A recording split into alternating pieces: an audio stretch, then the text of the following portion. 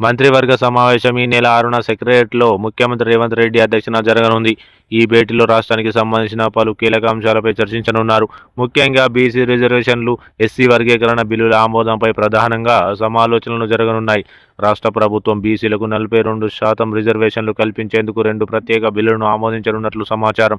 స్థానిక సంస్థల్లో రిజర్వేషన్లకు సంబంధించిన బిల్లు, అలాగే విద్యా, ఉద్యోగాల్లో బీసీ రిజర్వేషన్ల కోసం మరో బిల్లు తీసుకురానున్నట్లు పేర్కొంటున్నారు. ఈ 2 బిల్లులను కేబినెట్ ఆమోదించనున్నారు. అదేవిధంగా ఎస్సీ వర్గీకరణకు చట్టబద్ధత కల్పించేందుకు మరో బిల్లును కూడా మంత్రివర్గం ఆమోదించే అవకాశం ఉంది. ఇక ప్రధాని మోదీతో భేటీపై నిర్ణయం. బీసీ రిజర్వేషన్ల బిల్లులు అసెంబ్లీలో ఆమోదం పొందిన అనంతరం ముఖ్యమంత్రి సహా మంత్రివర్గ సభ్యులు, ఎంపీలు, ఎమ్మెల్యేలు ప్రతిపక్ష నేతలతో కలిసి ప్రధానమంత్రి నరేంద్ర మోదీని కలవాలని ప్రభుత్వం యోచిస్తోంది.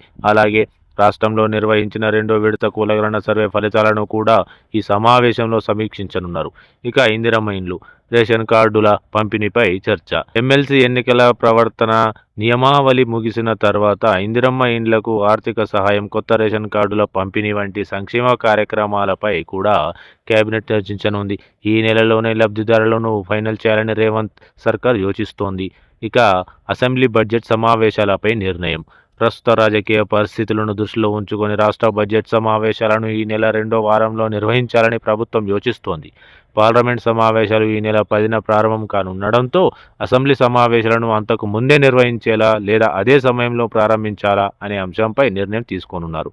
ఇక అసెంబ్లీ బడ్జెట్ సమావేశాల్లో బీసీ రిజర్వేషన్ల బిల్లును ఆమోదించిన తర్వాత ప్రధాని మోదీని కలిసి రాజ్యాంగంలోని షెడ్యూల్ 9లో తెలంగాణ బీసీ రిజర్వేషన్ల చట్టాన్ని చేర్చాలని కోరేలా ప్రణాళిక సిద్ధమవుతోంది.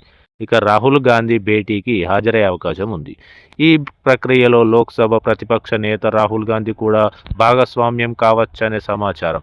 కేంద్ర ప్రభుత్వంతో చర్చల అనంతరం ఈ నెల 2వ వారంలో రాష్ట్ర బడ్జెట్ ప్రవేశపెట్టే అవకాశం ఉంది. ఈ కేబినెట్ సమావేశం ద్వారా తెలంగాణ రాజకీయ భవిష్యత్తుపై కీలక నిర్ణయాలు తీసుకునే అవకాశం ఉంది.